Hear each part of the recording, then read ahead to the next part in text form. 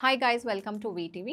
Green tea versus moringa tea గురించి మనము మాట్లాడుకుందాము. రెండిట్లో ఏది బెనిఫిషియల్ ఫర్ వెయిట్ లాస్? ముందుగా గ్రీన్ టీ. ఇందులో యాంటీ ఆక్సిడెంట్స్ ఎక్కువగా ఉంటాయి. ఎస్పెషల్లీ ఇందులో కెఫెన్ అండ్ ఇవన్నీ ఉండడం వల్ల మెటబాలిజం బూస్ట్ అవుతుంది. ఫ్యాట్ బర్న్‌కి చాలా ఈజీగా హెల్ప్ అవుతుంది.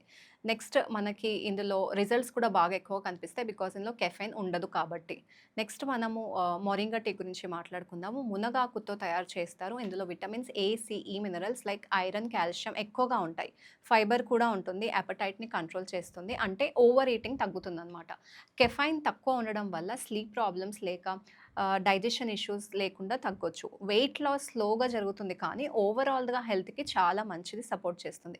ఇందులో కంక్లూజన్ ఏంటంటే తొందరగా ఫ్యాట్ బర్న్ అవ్వాలి అనుకుంటే green tea is the best option. Long term healthy weight loss like weight management side effects లేకుండా ఉండాలి అంటే moringa tea is the best option. So ఈ రెండిట్లో మీ బాడీకి ఏది సూటబులో చూస్ చేసుకొని దాన్ని బట్టి మీరది కన్జ్యూమ్ చేయొచ్చు.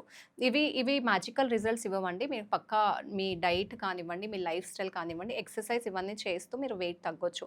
ఇలాంటి మరిన్ని హెల్ప్‌ఫుల్ వీడియోస్ కోసం సబ్స్క్రైబ్ చేయండి వీటీవీని.